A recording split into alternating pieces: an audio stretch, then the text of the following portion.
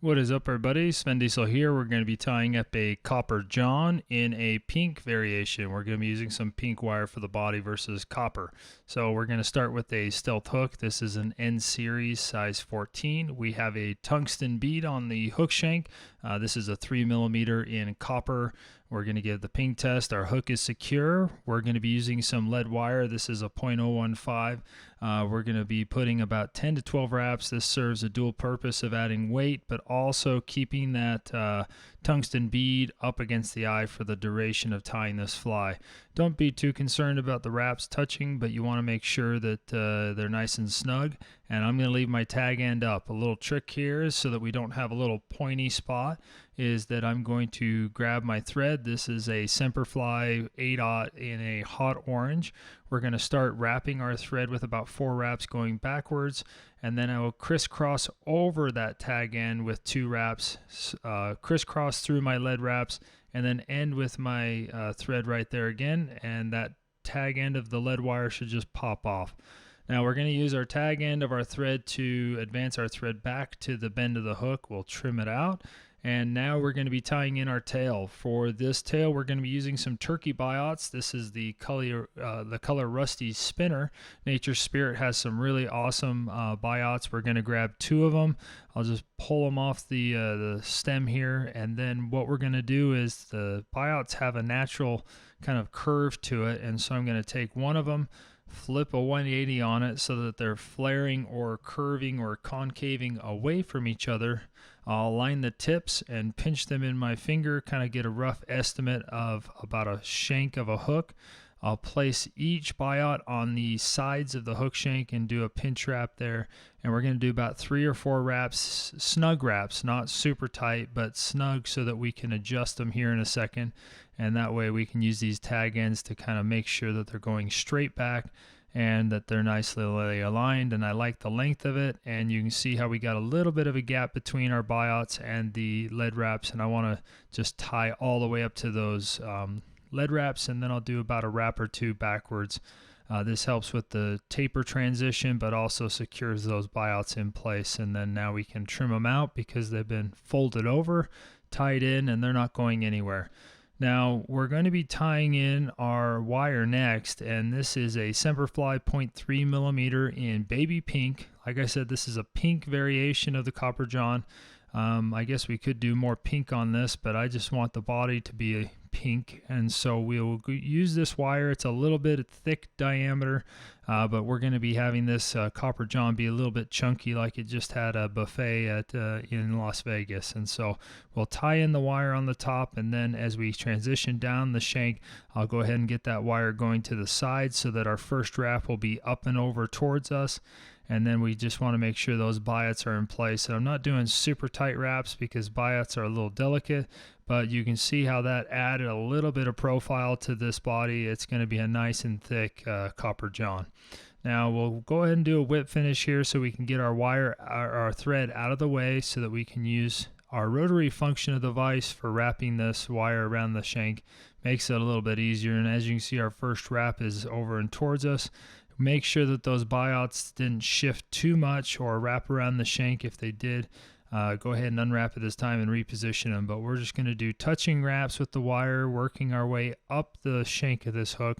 We're going to be going nearly all the way to the bead. I don't like going all the way to the bead because we're going to be tying in a bunch of materials that will need to be tied off between, like right up against the bead, and so I want to leave a little bit of a gap there for tying all those materials off. So man, that is a treat for a trout. So we're going to go ahead and tie this off. The way I do it is just with some behind end and front wraps. I like to do 2 of them for the wire so that it stays in place. And then for this thick of diameter, I probably would never helicopter it off, but I'll be using some flush cut wire snips here and just making sure that that tag end is still in the orientation it was coming towards me.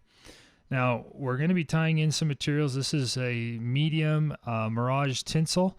We're going to want it to go on the top of the shank, and we're going to be coming up and over some of our wire wraps. And so we just want to tie this in so that it starts somewhat on our side, and then as we wrap our way back, you can kind of manipulate it and tweak it so that it's on the top of the shank. And I'd go about halfway down, not quite halfway, but a little bit before the halfway point down the shank of the hook there, kind of dividing the body in two, but keeping it a little bit on the hook eye side. And now we're going to be tying in some Scud back. This is 1/8 inch in light tan, and we'll go ahead and tie that into the same point, making sure that that Scud back is wrapping around the wire at a downward angle. We don't need to fold it, just makes it a little easier and cleaner to tie at the next step. Now for the thorax, we're going to be using this gel core. This is a Semperfli product that I see a ton of application for. This is an olive color, and we're going to tie it in. And I literally have fallen in love with this product and plan to use more and more of it, because as I'm wrapping it, I feel like I'm using natural peacock herl, but I know that it's a synthetic, which is more durable, and you can manipulate the colors and get quite a bit of cool stuff going on. And so you can see how that's just flaring like a peacock herl when you're wrapping it right, and it almost looks like we've got the quill there going with the core. So it's really cool stuff. And like I said, we're tying off a bunch of material, so I left that gap there.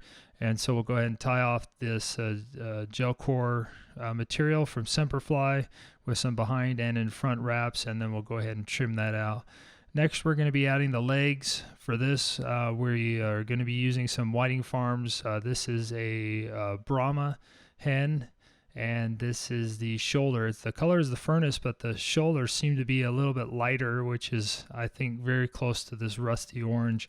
And so I'll take 10 to 15 fibers here off the stem, and for each feather off this shoulder, you can usually get between 3 and 4 flies, because we're going to take from the other side of the feather for the opposing side legs.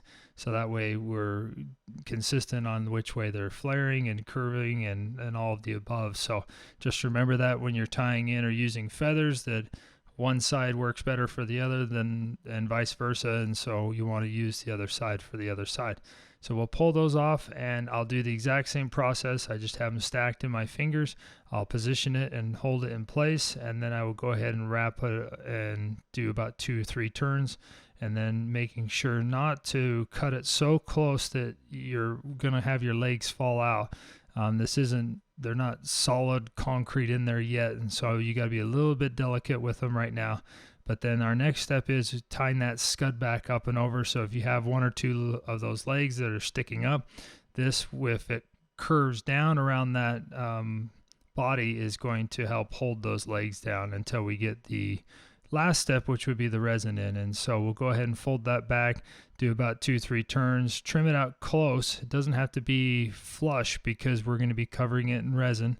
And then we'll take this tinsel, come right up over the middle, and then we will bring our wrap in front of that thin skin or Scud back that we used, and then we will go ahead and wrap that back, of course, like we did before. And as you can see, we've got a nice orange collar going on here.